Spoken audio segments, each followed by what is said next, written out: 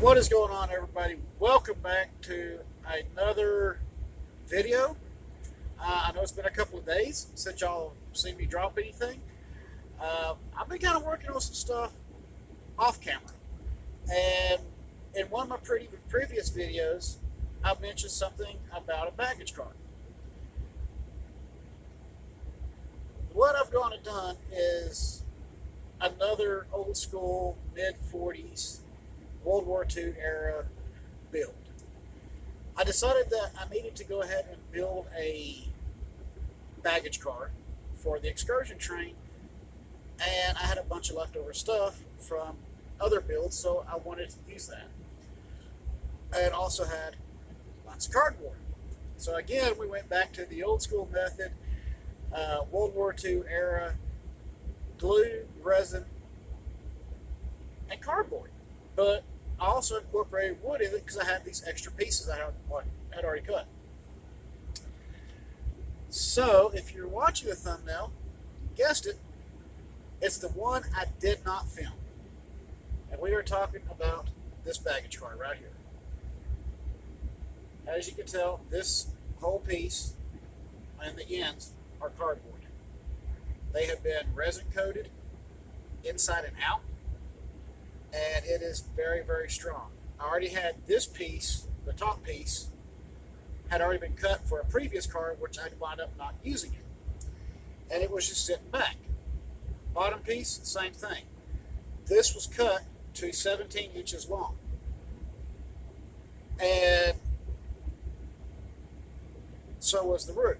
So I had to go in and redo it, and I was like, there were railroads that did run a shorter baggage car compared to the passenger cars. The NdeM Railroad used a combination of Canada, American, and some shop-built equipment.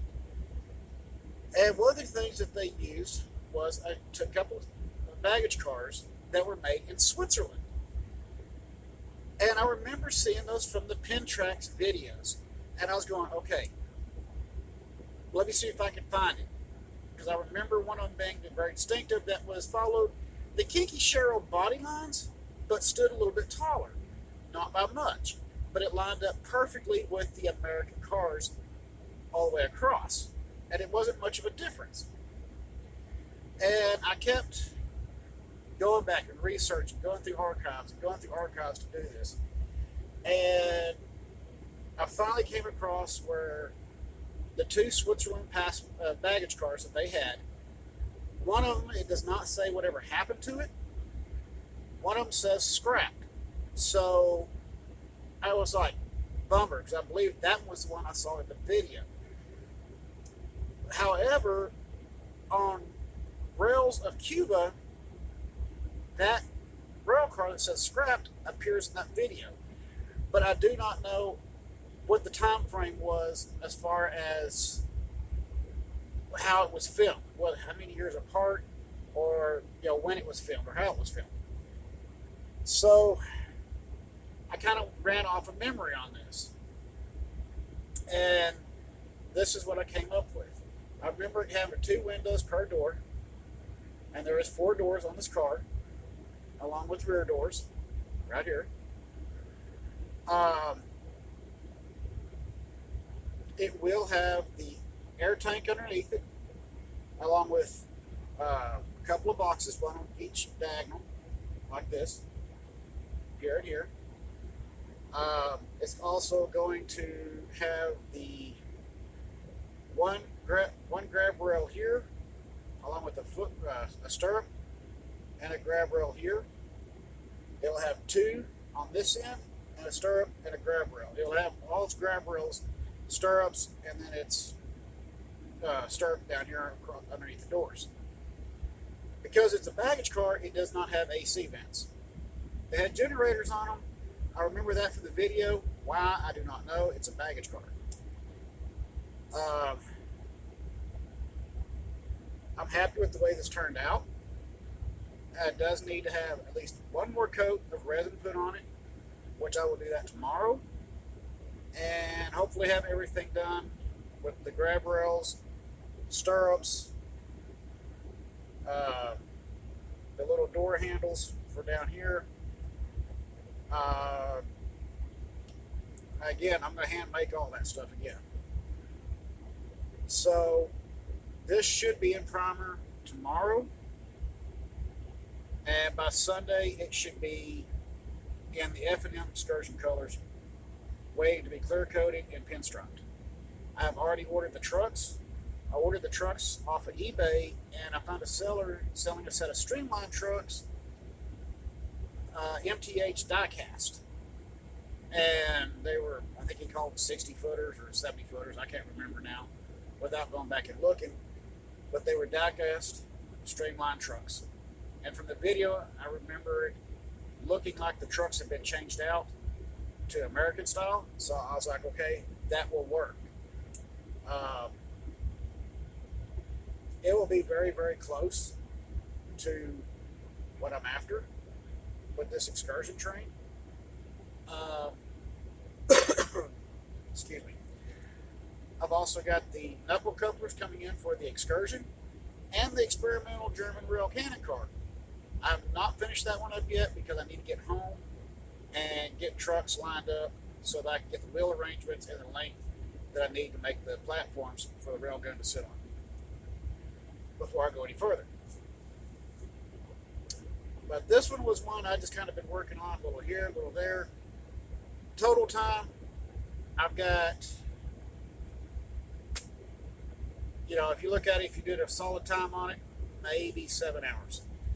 And the best part about it is, again, zero build on this body.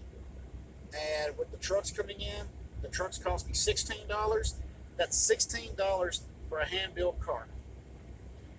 The Kinky Sharrows, again, those are going to cost that one with everything total for the 3 cars,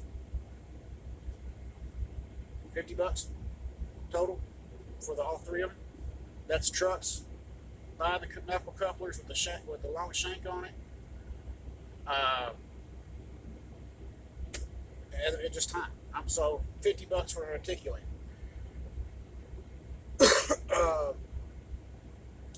One of the guys that I've been watching here lately goes by the name of Gandy Dancer Trains. If you haven't seen his videos, go look him up. Give him a like and a subscribe. Very interesting. He is a Navy vet. He retired from the Navy and had drove a truck for 25 years. He is very much into the Line L. He is very interesting, something he said. He said with the Line L, he fell in love with it because it was a way to connect with the past. That is never so true. That was probably the truest statement I have heard so far. Whether you're looking at post-war Line L or your scratch builds. Anybody who's been watching this channel long enough knows most of my stuff is 1950s and 60s scratch built equipment. And I do that for a reason. There's a history there. It tells a history. It reconnects to that past when somebody else is willing to get rid of it. You got somebody like me or other people that will purchase it and bring it back to life and put it back on the rails and giving that car a new life or that equipment a new life. And that makes a big difference because you're reconnecting to that past of an era that's almost gone. And again, this car and the experimental German rail car is another part of the past. This is the time that my father and I used to enjoy scratch building stuff. And we would always go back and forth on the ways to do it. It's a way to connect to the past between my father and I. And it's also a way of reconnecting the past, bringing it to the present of the 1940s during World War II era when Line L wasn't producing trains.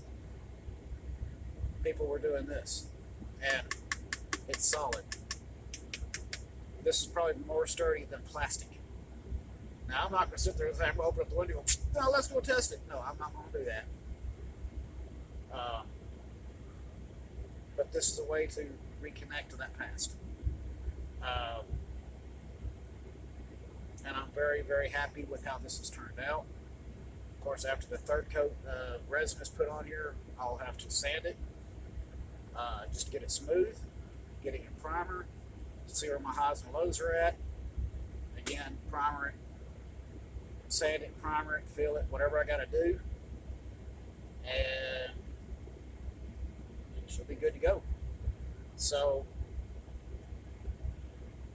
I hope it's a little bit of a history lesson, and I hope y'all enjoyed the fact that this is another build that was very successful using a very old school method of wood, cardboard, glue, and resin.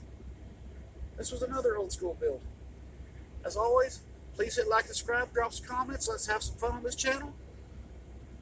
And just keep going.